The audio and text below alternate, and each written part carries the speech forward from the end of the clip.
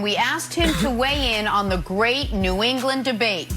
Not the one you're thinking of, Danny Ainge versus Bob Cousy, who's the best Boston Celtics guard of all time. Not that one, but rather Bill Belichick versus Tom Brady, who is more responsible for the team's success. I know there was some confusion. Take a listen. First things first, and when you see Patriot Way in the dictionary, it's going to have Tom Brady's name next to it. None of those coaches threw any passes. None of those coaches caught any passes. None of those coaches made any tackles. They got guys in the right position because they watch a lot of film and they spend all their time at the facility. But Tom Brady is the Patriot Way, and that's the reason why Tom Brady's in the Super Bowl right now, and the Patriots aren't. Boom! There you go. How about a guy that played against those Patriots in a Super Bowl, Brian Westbrook, joining the conversation now. Brian, good morning. You got to start right there. You agree with what Danny Amendola had to say yesterday on the show about Brady versus Belichick?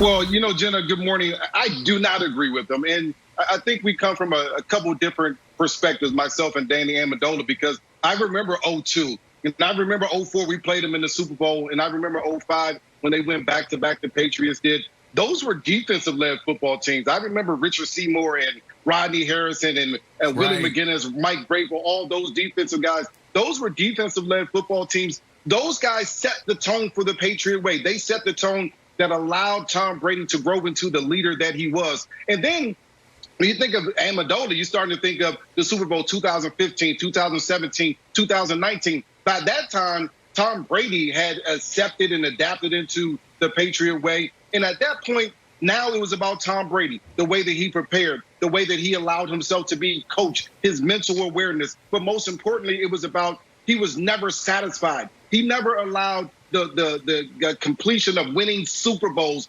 prior Super Bowls, allow him to slow down and continue to work. And I think that's the most important thing as far as the Patriot Way goes. What did you do after you have success? So many people are satisfied with having a little bit of success or having a lot of success like the Patriots have early on in Tom Brady's career.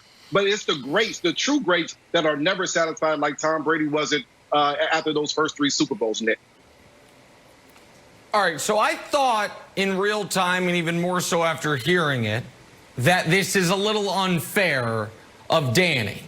But Wilds, it's still a problem for your beloved Patriots. So it's unfair because, listen, Danny Amendola was upset the Patriots didn't re-sign him. That's not me speculating. He said as much. He thought he had taken less money. He thought he had earned it. He had a huge catch in the I think it was the championship game against the Jags. He had a big catch in the Super Bowl, and they wouldn't give him $6 million a year. So there is some hurt feelings there with Bill Belichick squeezing him for money and him having to go elsewhere and leave Tom Brady and miss out on one of those Super Bowl runs, right? So that's a real thing. And obviously what Brian is saying is true. That first Super Bowl they won, the defense was the first, second, and third reason why. And the last Super Bowl they won, the defense was the first, second, and third reason why. The middle 4, Brady gets massive credit for.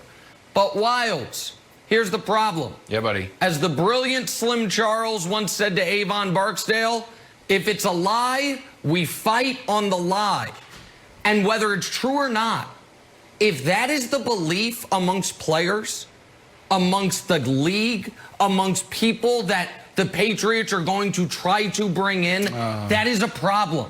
If the belief is that the Patriot mystique walked out the door when Tom Brady did, and their struggles this year sure as hell didn't help that with Brady ascending throughout the season, that is a problem for your Patriots and this final chapter of Belichick, however long it is. So I don't think it's fair commentary, but I don't even know if it needs to be fair for it to be damaging if enough people believe it, Wilds. Yeah, you know what? In real time, I viewed it more as a main dish of Brady support with a side dish of Belichick diss. And I was actually surprised that it took off so much. But then when I sat back, I'm like, oh, it reads more kind of incendiary than it sounds. And it was kind of the third piece of a media trend.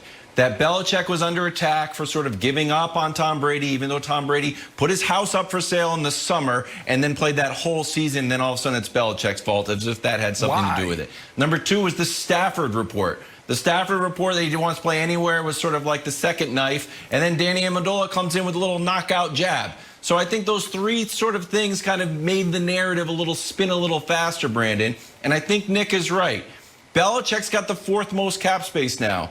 And there's plenty of wide receivers out there. Juju's out there. You know, I want to trade for Odell, Sammy Watkins, Chris Godwin. We still need a quarterback. As much as I love Cam, it'd be nice to have former Patriot Jimmy G.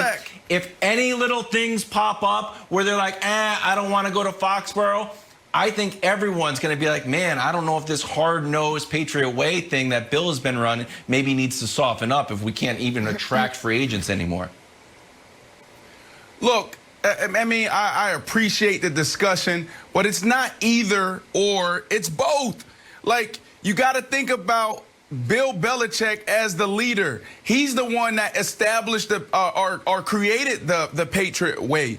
And Tom Brady and company and all these other guys that Brian highlighted, Nick called out, from Lord Malloy and Ty Law, Vince Wilfork, and you go on and on and on, they made it successful. But when I think about creating a company, when I think about leading a team, I think about 3 things. I think about people, process, and then the product, in that order. So before there was a Tom Brady, like Bill Belichick was the one that was hiring the coaches. He was making those decisions. He was the one that picked Tom Brady. He's the one that picked Danny. So I disagree with Danny because I believe it's both. It's not either or. So from a people standpoint, he made those decisions. He was the head coach and the general manager, damn near the president of the organization. From a process standpoint, you got to think about the routine that they put in place. Every day it was the same thing. They didn't change up anything for 20 years. So process is everything. There's a reason why they were successful, because Tom Brady was the one that sat in the front row, and Bill Belichick was the one when Tom Brady threw 3 picks in a practice or in a game, he called him out the same way he called out the number 2, number 3 wide receiver. And that's why they were successful. How many more talented teams have we seen go into Foxborough or play against a less talented Patriots team and lose? And the last thing is the product, and you said it, B. Come on. That defense, Tom Brady had nothing to do with that. Tom Brady had nothing to do with special teams. So I think it's discrediting everybody in that organization, from the players and the coaches, because it takes both and it takes everybody. Brandon, you're absolutely right. There are so many more things that went into the success that the Patriots have had over time. But I also think that we're kind of looking at what has happened this year and looking at the results of the Patriots season with Cam Newton, without Tom Brady, the greatest quarterback of all time, and saying, well, maybe the Patriot way doesn't work. I would have to push back on that a little bit, because I think when you lose the best quarterback in the league, as far as the one with the most Super Bowls, Tom Brady, and you don't have a bunch of talent. No, you said it right. Best quarterback. You said it. What do you expect? What do you expect to happen now? Everybody knows the best quarterback in the league is Aaron Rodgers this season, but that's neither here nor there. He's the MVP. But I mean, what did we expect the Patriots to actually be when you don't have a bunch of talent? And you lose the best quarterback that you guys have ever had in your franchise? What do we expect them to be? I think Bill Belichick said it correctly when he said we went all out for those Super Bowls in the late 2015, 16, 2017 and 19 as well. They went all out for that.